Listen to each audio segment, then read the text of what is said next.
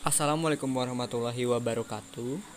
Kami, Sulaiman Ratu Akbar dan Umar Safira akan menjelaskan mengenai ekosistem padang lamun. Lamun adalah tumbuhan tingkat tinggi yang hidup dan terbenam di lingkungan laut. Kumpulan dari tanaman lamun ini akan membentuk sebuah ekosistem yang disebut dengan ekosistem padang lamun. Ekosistem padang lamun adalah ekosistem yang vegetasinya didominasi oleh hamparan tumbuhan lamun yang menutupi suatu area pesisir laut dangkal. Ciri-ciri dari lingkungan ini yang pertama adalah vegetasi utamanya tanaman lamun berada di daerah pesisir, dangkal, dan masih terpenetrasi cahaya matahari, berada di daerah pasang surut air laut, dan tanahnya berpasir, kadang berlumpur dan berkoral. Tanaman lamun itu terdiri dari beberapa macam jenis dan spesies. Di Indonesia contohnya ada Thalassia empirici dan Enhalus acoroides. Ciri-cirinya Thalassia mirip Kimodosea dan bercarak coklat pada helaian daun, sementara pada Enhalus berukuran paling besar, daunnya bahkan bisa mencapai 1 meter dan memiliki rambut pada rizoma. Kemudian dari genus Kimodosea ada Cimodosea rotundata dan Cerulata. Cirinya pada rotundata tepi daunnya tidak bergerigi, sementara pada Cerulata daunnya bulat dan bergerigi. Bedanya lagi pada rotundata seludang daunnya menutup sempurna, sementara pada Cerulata itu tidak menutup dengan sempurna dan membentuk segitiga. Genus selanjutnya ada genus Halodul, yakni Halodul pinifolia dan Halodul uninervis. Ciri-cirinya pada Halodul pinifolia daunnya pipih panjang dan berukuran kecil, satu urat tengah daun yang jelas, rizoma halus dengan bekas daun yang menghitam dan ujung daun agak membulat. Bedanya pada Halodul uninervis, ujung daunnya seperti trisula. Jikalau lamun-lamun tadi daunnya panjang-panjang, ini terdapat lamun dengan daun yang berbentuk oval, yakni genus Halophila. Di antaranya ada Halophila ovalis, Halophila spinulosa, Halophila decipiens, dan Halophila minor. Halophila spinulosa memiliki ciri yang paling menonjol, yakni memiliki banyak daun di satu tangkainya, sementara pada Halophila yang lainnya hanya memiliki satu daun saja dan membulat. Genus lainnya ada Syringodium issetifolium dan Thalassodendron ciliatum. Sekarang kita beralih ke hewannya. Yang pertama ada moluska seperti Pinna muricata, kemudian ada bulu babi seperti Diadema setosum. Selanjutnya ada bintang laut dan juga berbagai jenis ikan. Contohnya ikan Tilocirus crocodilus. Biota-biota tersebut saling berinteraksi satu sama lain. Yang pertama interaksi herbivori, contohnya dugong yang memakan tanaman laut, kemudian penyu yang memakan tanaman laut. Nah, antara dugong dan penyu ini terjadi kompetisi saling memperebutkan makanan. Selain itu juga terdapat predasi antara zooplankton yang memakan fitoplankton. Selain interaksi tersebut, terdapat juga simbiosis. Yang pertama simbiosis komensalisme. Contohnya teripang dan beberapa hewan. Hewan seperti udang atau bintang ular seringkali mengendarai teripang untuk berpindah tempat.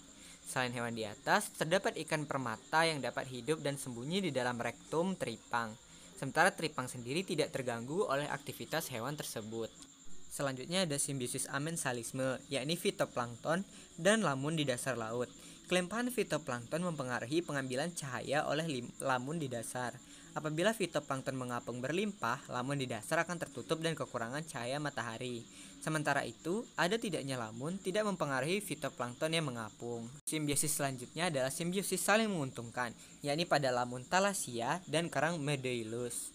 Kerang mengeluarkan nitrogen sebagai zat sisa yang mengendap di lumpur dan menjadi pupuk untuk tanaman lamun. Tanaman tersebut memberikan tempat bersembunyi bagi kerang dari predator dan panas. Selain itu juga, contoh lainnya adalah lamun dan kerang lusinid. Kerang tersebut dapat menyaring racun sulfida yang dapat merusak tanaman lamun, sementara kerang tersebut mendapatkan nutrisi dari akar tanaman. Kelas selanjutnya saya akan menjelaskan mengenai menganalisis cara adaptasi dan interaksi biota ekosistem padang lamun. Lamun memiliki kemampuan adaptasi dalam lingkungan laut baik secara morfologis maupun fisiologis. Lamun beradaptasi di lingkungan dengan kemampuannya hidup di lingkungan bersalinitas, dapat hidup normal dalam keadaan dalam terbenam, memiliki sistem perakaran yang baik, mampu berkembang biak secara generatif dalam kondisi terbenam dan berkompetensi dengan organisme lain. Selanjutnya yaitu menganalisis faktor-faktor yang mempengaruhi ekosistem lamun. Beberapa faktor yang mempengaruhi distribusi dan pertumbuhan lamun diantaranya yaitu yang pertama cahaya, temperatur, kekeruhan, ketersediaan nutrien, kedalaman, arus, gelombang, dan salinitas. Faktor lain yang berpengaruh terhadap pertumbuhan lamun adalah substrat. Substrat berperan menentukan stabilitas kehidupan lamun yaitu sebagai media tumbuh bagi lamun, sehingga tidak terbawa arus dan gelombang. Media untuk daur dan sebagai sumber unsur hara. Perbedaan komposisi jenis substrat dapat menyebabkan perbedaan komposisi jenis lamun. Juga dapat mempengaruhi perbedaan kesuburan dan pertumbuhan lamun. Hal ini didasari oleh pemikiran bahwa perbedaan komposisi ukuran butiran pasir akan menyebabkan perbedaan nutrisi bagi pertumbuhan lamun dan proses dekomposisi dan mineralisasi yang terjadi di dalam substrat. Selanjutnya yaitu menganalisis berbagai metode monitoring lamun. Monitoring adalah pengamatan berulang-ulang pada suatu sistem. Biasanya untuk mendeteksi perubahan kegiatan ini juga dilakukan sebagai upaya untuk pengelolaan dan berlindungnya sumber daya pada sistem tersebut. Pada monitoring lamun dapat dilakukan berbagai metode, yaitu yang pertama metode Segrest-Watts dan metode Segrest-Net, yaitu metode dengan memadukan metode transect, garis, dan kuadrat. Di sini ada contoh dari gambar metode Segrest-Watts dan metode Segrest-Net. Yang kedua yaitu metode transect kuadrat. Metode transect kuadrat terdiri dari transect dan frame berbentuk kuadrat. Transect adalah garis lurus yang ditarik di atas padang lamun, sedangkan kuadrat adalah frame atau bingkai berbentuk segi empat sama sisi yang diletakkan pada garis tersebut. Di sini terdapat gambar pada metode transect kuadrat. Yang ketiga ada metode Permanent Sample Plot atau PSP. Permanent Sample Plot yaitu salah satu metode pengamatan dan pengukuran pertumbuhan ekosistem lamun menggunakan plot tetap sebagai lokasi pengamatan. Sekian presentasi dari saya kembalikan kepada moderator. Sekian presentasi yang dapat kami sampaikan. Saya sebagai moderator mewakili kelompok mengucapkan wassalamualaikum warahmatullahi wabarakatuh.